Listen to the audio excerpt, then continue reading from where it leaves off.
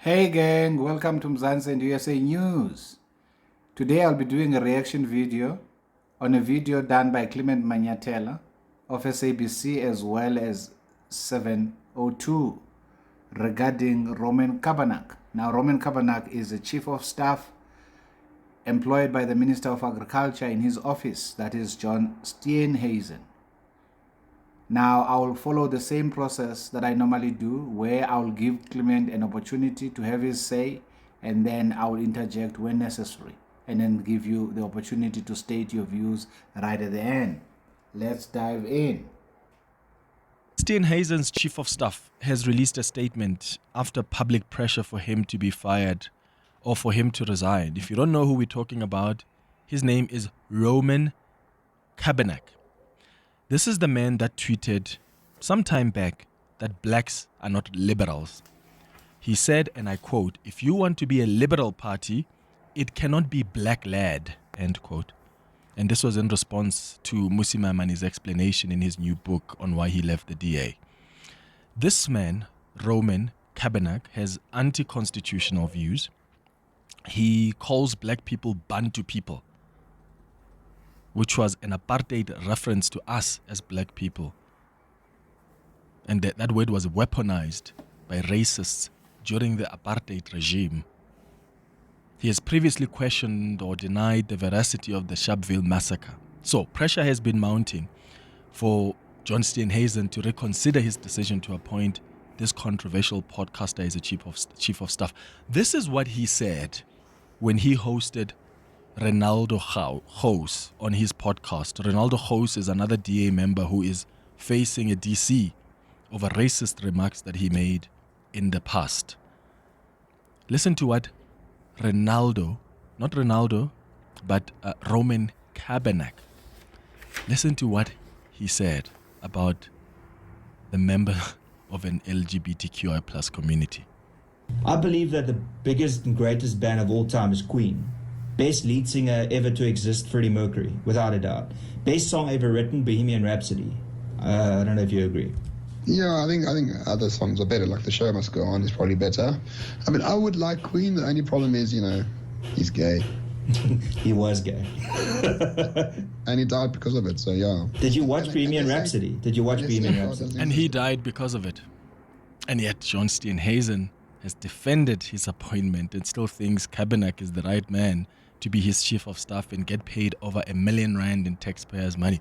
So they're now feeling the pressure. The podcaster Okay. So I think I should intervene here. I should interject rather, as I had said I would, because Clement has laid down 4 different charges against Mr. Cabanac, Roman Cabanac. I would like to remind you what those charges are. That Cabanac tweeted that blacks are not liberals. Secondly, he refers to black people as Bantus. He previously has questioned, that is number 3, or denied the veracity of Sharpeville massacre. Number 4, he said a member of the LGBTQI community died of being gay, right? Okay, brilliant. Those are the charges against him. Now, why are these charges important for Clement? I don't have a clue. All I know is that Clement is a public figure whose public figureness is derived from the Constitution of the Republic of South Africa. Without the Constitution of South Africa, if we were in Iran, for an example, Clement would not be doing what he's doing for a living. If we were in North Korea, he wouldn't be doing what he's doing for a living. He is doing what he's doing for a living because of what our Constitution affords, not only him, all of us. So I want our Constitution, therefore, to be my premise for this discussion. Let's see what the Constitution has to say regarding freedom of speech in paragraph 16 and what are the limitations. Then we'll use the Constitution as a litmus test or a barometer to test whether or not Cabanac has violated the Constitution. Okay, let's go. So here's our Constitution. Freedom of expression, paragraph 16. Everyone has a right to freedom of expression, which includes freedom of the press and other media, freedom to receive or impart information or ideas, freedom of artistic creativity, and academic freedom, and freedom of scientific research. The right in subsection 1, which is what I've just read for you, A to subsection 1, A through D, does not extend to the following. This is now the limitation of this right. Can you see this? Here's the limitation of this right. Propaganda for war, incitement of imminent violence, or advocacy of hatred that is based on race, ethnicity, gender, or religion, and that constitutes incitement to cause harm. So this, your advocacy of hatred, must constitute incitement to cause harm. It must not just be advocacy of hatred that is based on race, ethnicity, gender, or religion. It must constitute incitement to cause harm. Very, very important. Okay, so this is the criterion that we are set in the Constitution, whether we like it or not. Why is this important? Now, the Constitution of the Republic. This is why I love the Constitution. I want to show you paragraph 2. Here is paragraph 2. Wait a minute. This is not paragraph 2. That is 12.2. Sorry about that. Just want to take you to paragraph 2. Paragraph 2. The supremacy of the Constitution. This is why I love the Constitution. Observe what it says here of itself. This Constitution is the supreme law of the Republic. Law or conduct inconsistent with it is invalid, and the obligations imposed by the Constitution must be fulfilled. So this is the arbiter of truth in our democratic republic or in our discourse. So once a person stays within the boundaries of the Constitution, we can't accuse him of hate speech, for an example. Okay, this is very, very important. So for as long as I'm dealing with the issues that Clement has raised, I'm going to leave the criteria here on the screen so that for those of you who may not be aware of what the criteria is, you can refer to it at all times as I'm speaking. Here it is at all material times. I want you to see it. It's propaganda for war, incitement of imminent violence, or advocacy of hatred that is based on race, ethnicity, gender, or religion, and that constitutes incitement to cause harm. Okay, so let's deal with number 1, that Roman Cabanac tweeted that blacks are not liberals when Musi Maimane left the DA. Right? Now, what is the definition of a liberal? Before we even get to whether or not that statement violates what is on the screen there, what is the definition of a liberal? According to Wikipedia, a liberal is someone who believes in equality and individual liberty. A person who supports private property and individual rights, supporting the idea of limited constitutional government, recognizing the importance of related values such as pluralism, toleration, autonomy, bodily integrity, and consent. Now, just listening to that, and of course, you can, if you want to dive in deeper, you can go to Merriam-Webster or any other dictionary that you yourself use. You are going to find that some people regard not being called liberals how can I say, a compliment. Some people regard being called liberals an offense, precisely because of, depending on where you are. If you go and study further what is called a liberal in the UK, what is called a liberal in America, and so on and so forth. So, if anything, someone else may want to argue and say Cabanac was paying black people as conservatives, as people who are not loose-moraled, because liberals are also regarded as individuals who, depending on who you are, and I'm not saying by any means here liberals are loose-moraled. No.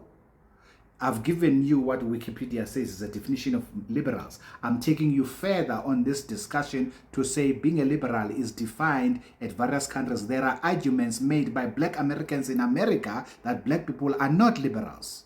Even Malcolm X stood out publicly and spoke about white liberals, how that they are a problem for black people. Now, am I saying Cabanac was right? No, that's not what I'm saying. Am I saying Cabanac was wrong? No, that's not what I'm saying either. All I'm simply saying is that there may be a much more nuance in what Cabanac said than what meets the eye. Consider that Cabanac is an LLB graduate. And you may ask me, why is this important? You are going to see it shortly. LLB graduates do not use words without specificity. Okay? they will be able to defend the words. Generally, as a rule, I'm not saying all of them, they will be able to defend the words that they have used. So the moment you get to know that a person is an LLB graduate, find out what is it that they meant. Do not attach a meaning to the statement that they made, which to Clement's defense is the reason why Clement wanted Cabanac to come to his show. So Clement has not made a conclusive statement here because he's still asking his producers to seek Cabanac to come through to his show. That is to Clement's defense, right? Okay, let's continue then. So Cabanac said blacks are not liberals. Well, according to the definition of Wikipedia, that statement by Cabanac is falsified. If you do what is called fact-checking, it's pretty easy. That statement is untruthful. Why? We have a constitutional republic in South Africa. The chief negotiator on that was black. On behalf of Nelson Mandela, who was also part of the negotiation, was Ramaphosa. Mbeki was there. Zuma was there. Mandela. All these people are black. And what did they negotiate? The very constitution which we have at our disposal that allows the very values or traits which are part of the definition of liberalism. So we can now, if we were fact-checking what Roman Cabanac was saying, we could be saying that statement is falsified until we hear from him which definition, because the definition of liberal is very broad.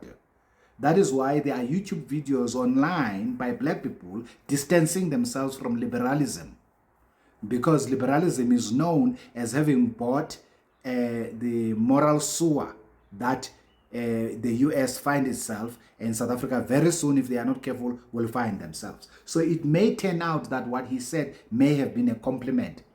That's the point I'm making. But I'm not saying he was complimenting black people. I don't know. He alone can say that. But based on what he said publicly, is that should black people regard that as an insult? No, 1,000 times no. Because if anything, that person could be complimenting you to say you are a citizen who's open-minded, who's broad-minded, who have regard for other people's rights. Look at our constitution. Black people were at the center of the negotiating of that constitution. I think I've explained this adequately. Let's move to the next point. So Clement then says he has unconstitutional views. He calls black people Bantu people, which was an apartheid word for us black people. It was weaponized by racist whites against blacks during apartheid regime.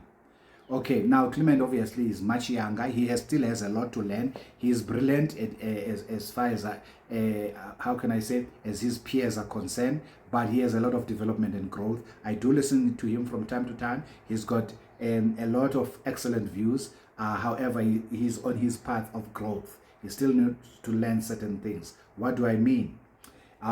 Few months ago, maybe right at the beginning of this channel last year, I did a video of how a certain Bantu or Bantu Noqekwa in the Eastern Cape was killed, right? You can Google if you are able to spell the name. It's Bantu Noqekwa. You can Google it, you'll find it. It was killed, and this was said to have been done by his wife. I have the video online. You can check it and you'll find it on this channel. What's the point I'm making? Xhosas and Zulus, black people generally, have no problem being called Bantus. I've never had one single person, and I'm much older than Clement, and I'm not using my age here as a barometer, but I'm saying if people of my age group who lived through apartheid were not offended by that, children who were born after apartheid had ceased should not be offended by that. Or people who were children when apartheid ceased to exist should not be offended by that. Why? Why would you be offended by being called a Bantu? Steve Biko's parents called him Stephen Bantu Biko. This was in 1946. This is 2 years before the installation of apartheid. Apartheid was installed in South Africa in 1948. We have a deputy minister of our defense forces. His name is Bantu Bonke Olomisa. We have a lot of people who are called Bantu, particularly where I come from in the Eastern Cape. We do not regard being called Bantu as something that is to be frowned upon. That's who we are. What does it mean? When we talk about a person in Xhosa, we say umtu. In Zulu, we say umuntu. And then when there is plurality of persons, we say abantu. That's where bantu comes from. Means humans. Are we not humans? Why would we be insulted by someone saying to us, we are humans? Because that's what bantu means. I understand he was talking to bastardization, weaponization, which would have been bastardization of the word. But there is no documentation in history that this ever took place. The fact that we were segregated because we were black does not make us to be less confident or less prideful of our blackness. We do not hate ourselves. I hope that makes sense. And I would like to pass it from there. If you've got any questions, you can ask. So the word Bantu is not an offense. That is why we're naming our children after the word. Or rather after the name. We're naming. There's so many. I've just used 3 for you. Bantu Nokakwa is well known in the Eastern Cape. He was a doctor. That's why I used him. Stephen Bantu Biko is well known all over South Africa. Bantu Olomisa is well known all over South Africa. So I'm saying to you, as black people, particularly the Ngunis, we have no problem being called Bantus. Because that's what we are. Humans. Okay. Now let's move further. Then he says that he previously questioned the veracity of Sharpeville massacre. Now, what's the problem with questioning the Sharpeville massacre? Because all what you are demonstrating, if you're questioning Sharpeville massacre, is ignorance. But don't you have a right? I mean, how do children learn? We learn by asking questions, right? So, what's the problem with saying you don't believe that Sharpeville massacre took place? I don't know what Roman Cabanac said regarding Sharpeville massacre because he didn't play, Clement doesn't play that in his clip. But what's the problem with doubting that it occurred? There's no problem with that. You are not propagating for war. You are not inciting any imminent violence. You are not advocating for hatred that is based on race, ethnicity, gender, or religion, and that constitutes incite to cause harm. Not by any means. The calling black people Bantu fails this criterion. It's not a hate speech. Doubting that something that has occurred in South Africa, that is historic, that is well documented, that is even in the museum in Soweto, and even here in Marshalltown, and you want to say that thing didn't occur, that you are simply demonstrating your ignorance as far as that is concerned. But we cannot say you that is hate speech. Not at all. It fails as hate speech. Hate speech is not a speech that we do not like. The reason why paragraph 16 of our constitution was promulgated was to stop the very thing these journalists that Clement is now supporting by this video, because there's so many articles that have been written about Roman Cabanac having, they are trying to get Steenhuisen to change his mind and ask him to leave the office because they don't like what he said. But wait a minute. Is what he said a propaganda for war? No. Is it incitement of imminent violence? No. Is it an advocacy for hatred that is based on race, ethnicity, gender, or religion, and that constitutes incite to cause harm? No. Well then, tough luck. Why? Because there is no right in this constitution not to be offended. That right does not exist. None of us in this country or any country in the world that has a good constitution like the one that we have has a right not to be offended. For as long as you have a freedom of speech, you will have offense. Offense is attached to the right of freedom of speech, freedom of expression. The day we had that as a right in a constitution, that meant P.W. Botha could no longer arrest us. That meant F.W. de Klerk could no longer arrest us, but it also meant Nelson Mandela could not arrest us. It meant Thabo Mbeki could no longer arrest us for making statements that are contrary to his or that he doesn't like. It meant Zuma can no longer arrest us. It meant Ramaphosa cannot arrest us. Not only not arrest us, but cannot dismiss us from employment because we made statements that were contrary to what they liked. That's not a definition of hate speech. Here is the definition in front of you of hate speech. I think I've made this point. Let's go to the next point then, which is the 4th point that Clement makes in that video. That he he even played this one for us, and we heard it, where Roman Cabanac said Freddie Mercury died because he was gay. Because as he's talking with Ronaldo House, talking about Queen, which was a group in which Freddie Mercury was at, he said, well, their only problem is that they were gay. And he died of being gay. Okay. Now, we already know that statement is easily provable. Easy. No, being gay is not a disease. No human being on planet Earth has ever died of being gay. That is something that is supposed to be laughed off by adults. Okay?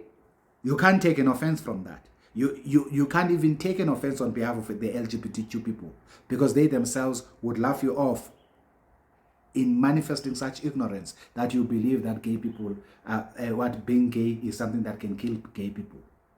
That is not even bigotry for that matter. Not at all. I've heard some journalists saying that he is a bigot because he made that statement. You know what? For me, I find it rather very strange that people whose right is enshrined in the Constitution and is protected, the media, are seeking to censor other people's speech.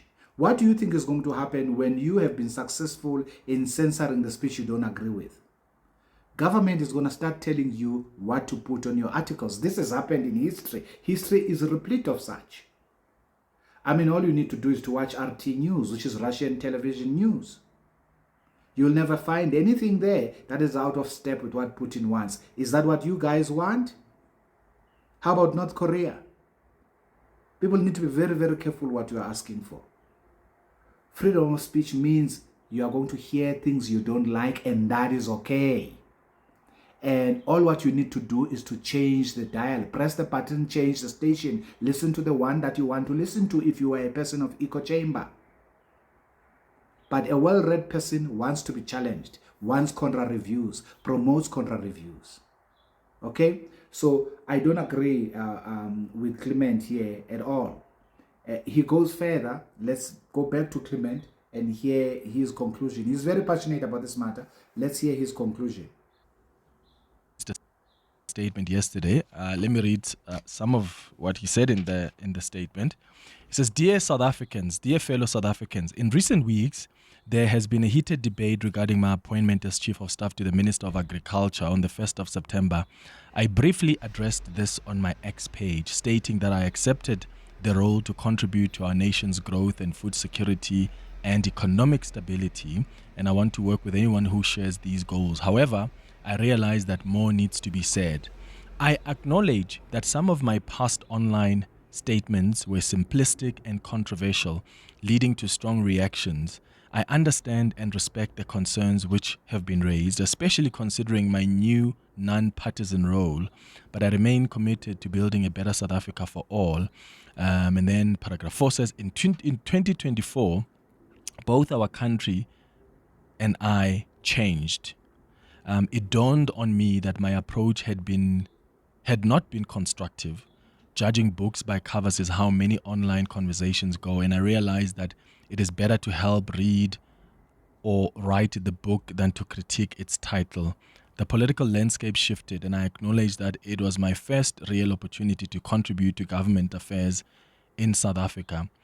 I ask those South Africans who are against me to reconsider their judgment of me, or to at least afford me the chance to do the job and to evaluate me after it is done, just as they have with others who have faced public scrutiny or even criminal convictions but are working towards the greater good for the sake of the government of national unity. I'm committed to working with anyone who shares the goal of a prosperous, united South Africa. Together, we can ensure food security, create jobs, and build a thriving economy. That's Roman Cabanac. That's the statement. I'm sorry, I don't buy it. He's not even apologizing to the people that he's offended, because he does acknowledge that some of the comments he's made were actually quite simplistic and controversial. So if you acknowledge that you actually were judging things by covers and you were saying ridiculous things, why are you not apologizing for the offense? Yeah? Very important. He said Cabanac acknowledges saying some simplistic things, controversial things, right? And then he goes on, he talks about ridiculousness. Cabanac did not say that concerning his assertions. Very, very important. Why? Because there is something in logic called a strawman fallacy, a fallacious argument. You need to be very careful when you critique someone not to make a strawman argument, because you are bordering on an unethical conduct. Now, I'm going to give him a chance for us to listen to him again, but I'm going to point out where he's in error. Cabanac did not say his assertions were ridiculous. Simplistic and controversial is not the same as offensive and ridiculous. Those are not synonyms. Very important. Okay, let's continue. There is no apology in the statement. Nowhere does it say, I apologize to the offense towards the LGBTQI plus community or to those who were offended by what I said about black people. And look, he doesn't have to apologize. If he truly stands by what he said, that's fine. Then he must defend it. But if he's going to come and admit that there was something wrong with what I just want to pause him there. What he's just said now is being civilized, is being adult about it. That is Clement. When he says, if he stands by his word and is okay with it, then that is fine. Then he goes further and he says he must defend it. To whom? To whom? The media is not the arbiter of truth. Our constitution is. I just placed the constitution here for all of you guys to see. The media has the tendency of thinking that we must go and account to them for the statements which we have made publicly. No, what the media should be doing is to educate the public about what is constitution. What does it mean to have a freedom of expression? It certainly does not mean every time someone says something I don't like, they must go and be held accountable by the media. They must lose their job. What is this oversensitivity? It makes absolutely no sense to me. But I want to rewind him a little bit so that he can continue. Let's continue. about black people. And look, he doesn't have to apologize. If he truly stands by what he said, that's fine. Then he must defend it. But if he's going to come and admit that there was something wrong with what I said in the past, why are you not apologizing? He doesn't want to come on the show. I mean, probably his boss would fire him if he came to do an interview with me. I don't know. But I'm not going to stop asking the producers to ask him for an interview. But I'm sorry. I don't want my taxpayers' money to go to someone who is unrepentant. I don't want that. And yes, I don't have control over it. I don't have power to get him fired. All I can do is express that I'm unhappy. And I've got every right to do that. Because I pay tax. Part of that tax goes into paying him. A man that is unrepentant. A man who doesn't see anything wrong with using an apartheid reference. A man who says the things he says about me and my people as a black person. I'm sorry, I don't want my taxpayers' money to pay for his salary. Over how much? Is it 1.2, 1.5 million rand? And you have every right as well to express if you are happy with him occupying such a critical, well-paying position. That's also fine. You have got every right to believe so. I just think if he says that he realizes that what he's said in the past is wrong and has offended people, then he must apologize for that. And he must mean it. And he must show us what he will do to be a better South African who respects and embraces the diversity of this country. All the people in this country, black and white. Then sure, if he does that, I would give him another chance because I do think all of us deserve another chance. Okay, this is why I like Clement. Because you see now, he literally has made a 360 turnaround. He has gotten to a point where he would give Cabanac, Roman Cabanac, another chance, right? And this chance is based on his presupposition that he has a need to apologize. I submit to you, as a black person, I am not offended. Clement may be offended. That is why we have a constitution. Because there is no grouping of people in this country or the world over that is a monolith. Okay? Nigerians have got more than 300 languages and ethnic groups in Nigeria. And there's many such countries in in Africa that have got even more than 40 ethnic groups in the country. Those people are not a monolith. They don't even like each other. I digress. Let me come back to this point. The point is this: when Clement is saying a person who offended his people, no, I'm not offended. And we didn't elect you, Clement. Even if we did elect you, you still needed our permission to find out if indeed, as our elected representative, you are not speaking out of 10 when you accuse Cabanac of having offended us by calling us Bantus. We are Bantus. That is not an offensive statement. Okay? Concerning the LGBTQI, I'm not sure why are you offended on behalf of the LGBTQI unless you are a member of that group. I can't speak on their behalf. If they were offended, it would be because the media keeps on talking about this, and the media is very good at creating offenses where there are none. But still, even if that was an offense, it's not an offense recognized by our constitution. Nobody in terms of our constitution has a right to be offended. I want to repeat this for the last time. Cabanac did not say what he said was wrong. He acknowledged that some of his views may have been simplified. He acknowledged that some of his comments may have been controversial. But at no point in time did he say, I offended. He said he received strong reactions. That's the language that he used. Remember, the guy, as I've already said to you, he is very careful with the language that he uses and the specificity of the language. And this is important because when you then go and you say he has acknowledged what he said was wrong, no, that's your language. And that your language is not a synonym of what he said. Therefore, you are creating a new problem that Cabanac has not acknowledged. You are saying he acknowledged the ridiculousness of his comments. He acknowledged where he was wrong. Where did he acknowledge that he was wrong? Where? Not on what you read. And in any case, even if he acknowledged, it is for peace sake, not necessarily because the Constitution has said what he said was a hate speech. Cabanac is not guilty of any hate speech. Leave the man alone, please. For peace sake, leave the man alone. And for all of those of you who are always offended when white people say certain things that you don't like, I hope you've learned something on this video. The Constitution gives you no right to be offended. And get hold of your emotions. You know, and for those of you who are like me, who are raising children, make sure your children are breastfed properly. Because I think in psychology, one of the reasons why we are having people who are oversensitive is that a lot of people have not been breastfed. Now, I'm not a psychologist, but I heard a psychologist saying this, okay? Whether there is veracity to that claim or not, I do not know. But I just see a lot of oversensitive individuals. We must desist from this if we are nation building. We must not catch at straws. Every word the person is saying, we jump at it, we are offended. Why are we offended? Why aren't we using our constitution, which gave us the right for the speech in the first place, which also gave us the limitations of that speech? Why aren't we using it as a barometer to measure whether or not Cabanac should have offended anybody? Or rather, let me say, whether or not his speech is the forbidden speech. Because if he perpetrated the forbidden speech, then he has violated a law. Therefore, he doesn't deserve to be in the public office. And I'm saying to you right now, he has not violated any law.